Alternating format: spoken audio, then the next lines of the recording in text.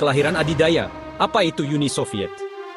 Uni Soviet atau USSR adalah salah satu negara paling berpengaruh dan kontroversial dalam sejarah abad ke-20. Yuk kita putar kembali waktu dan telusuri bagaimana negara ini muncul dari reruntuhan kekaisaran lama.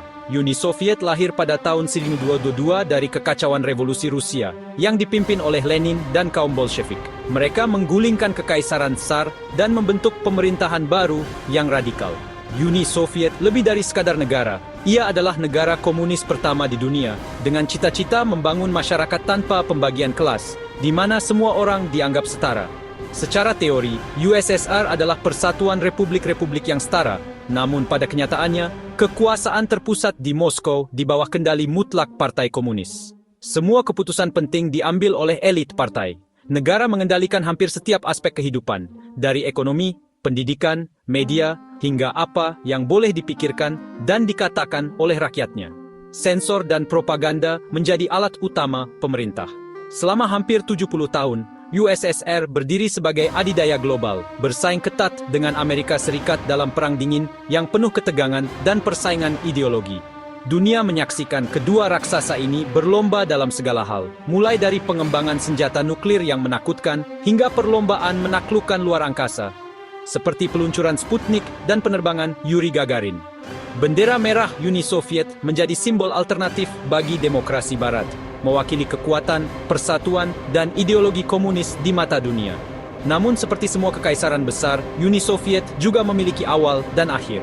Krisis ekonomi, tekanan politik, dan keinginan rakyat untuk perubahan akhirnya mengguncang fondasinya. Memahami fondasi dan perjalanan Uni Soviet adalah kunci untuk memahami mengapa pada tahun 1951 adidaya ini lenyap, meninggalkan warisan yang masih membentuk dunia kita hingga hari ini.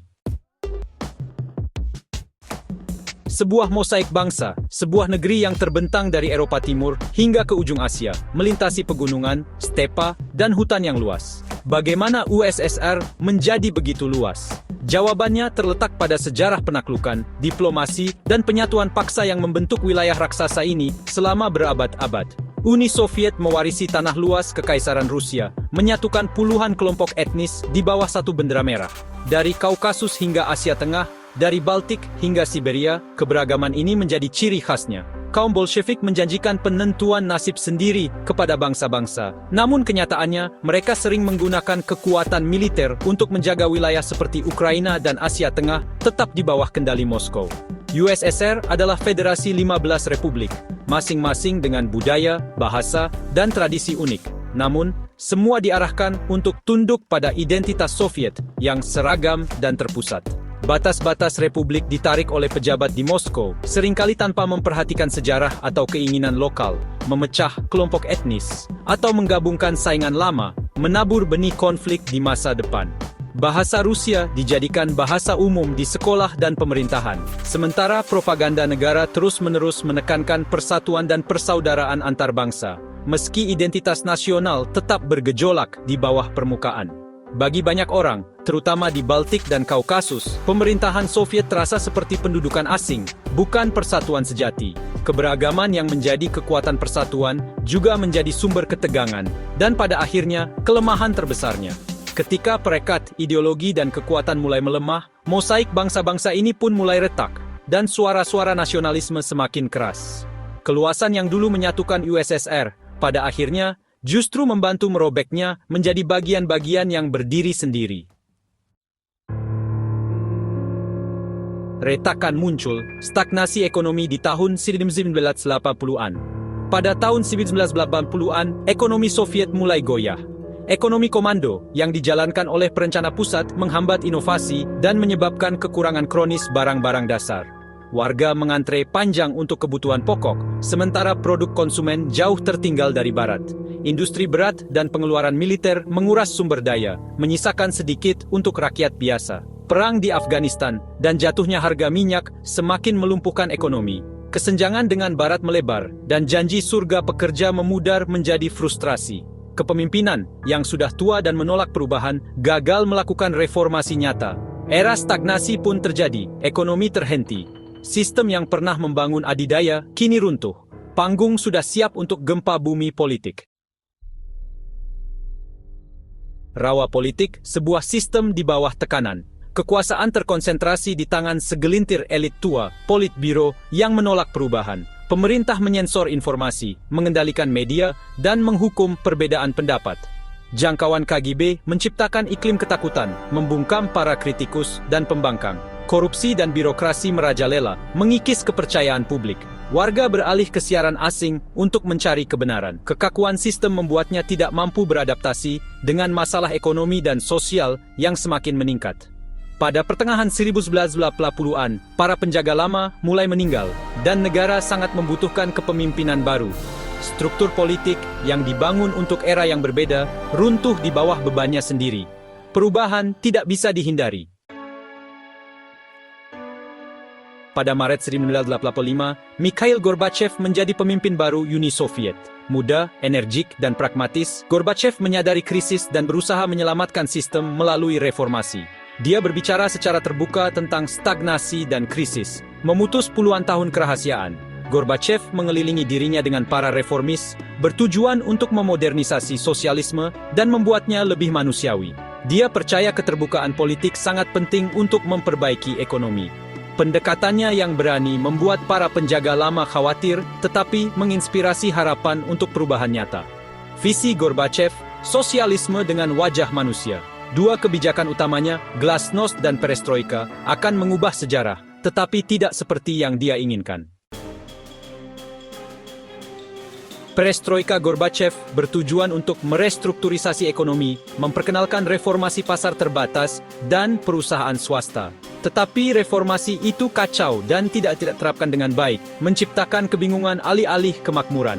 Glasnost, atau keterbukaan, bahkan lebih radikal, sensor dicabut, dan warga akhirnya bisa membahas masalah negara. Surat kabar mengungkap kekejaman masa lalu dan kegagalan saat ini. Buku dan film yang dilarang muncul kembali. Kebenaran tentang sistem Soviet terungkap, menghancurkan mitos-mitos lama. Glasnost melepaskan gelombang kritik dan tuntutan perubahan yang tidak bisa dibendung. Kegagalan perestroika memicu kemarahan publik, sementara glasnost memberi orang kebebasan untuk mengungkapkannya.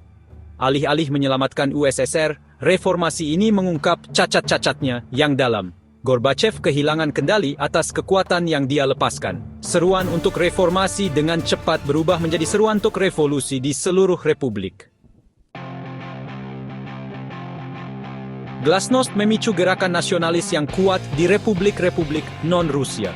Identitas yang tertekan muncul kembali dan tuntutan otonomi semakin keras. Negara-negara Baltik, Lituania, Latvia, Estonia memimpin perjuangan untuk kemerdekaan. Konflik etnis meletus di Kaukasus, dan dorongan Ukraina untuk kedaulatan menjadi tak terhentikan. Bahkan Rusia di bawah Boris Yeltsin menegaskan kemerdekaannya sendiri dari pusat Soviet. Gorbachev mencoba menyatukan persatuan dengan perjanjian baru, tetapi sudah terlambat. Pada Agustus 1991, kaum garis keras melakukan kudeta terhadap Gorbachev, tetapi perlawanan publik yang dipimpin oleh Yeltsin mengalahkan mereka. Kudeta yang gagal menghancurkan apa yang tersisa dari otoritas pusat. Republik-republik bergerak cepat menuju kemerdekaan. Uni Soviet kini dalam kejatuhan bebas. Setelah kudeta yang gagal, kekuasaan beralih ke republik, terutama Rusia di bawah Yeltsin. Satu persatu, republik menyatakan kemerdekaan. Lituania, Latvia, Estonia, Ukraina, dan banyak lagi. Pada Desember 1991, para pemimpin Rusia, Ukraina, dan Belarus bertemu dan menyatakan USSR bubar. Gorbachev, yang tidak berdaya, mengundurkan diri pada hari Natal.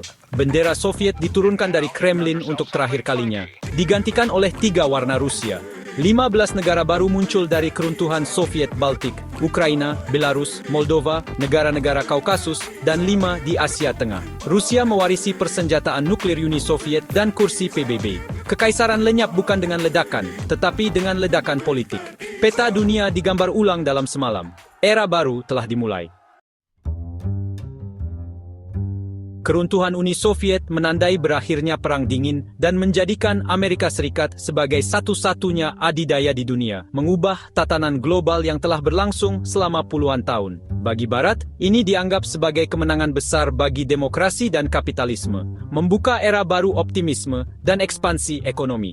Namun, bagi jutaan orang di bekas USSR, tahun 1990-an justru membawa kekacauan ekonomi, pengangguran massal, dan kesulitan hidup yang belum pernah mereka alami sebelumnya.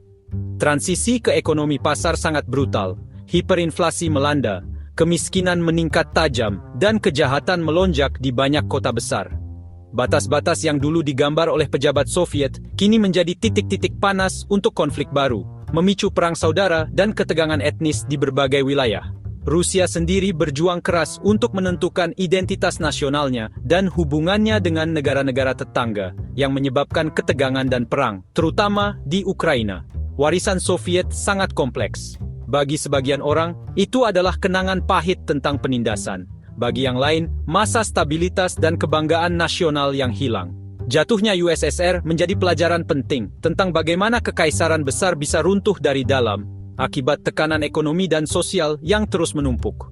Reformasi Gorbachev, seperti Glasnost dan Perestroika, melepaskan kekuatan perubahan yang akhirnya tidak dapat dikendalikan siapapun, mempercepat runtuhnya sistem lama. Gema dari runtuhnya Uni Soviet masih terasa hingga kini, membentuk politik global, ekspansi NATO, dan hubungan internasional di abad ke-21.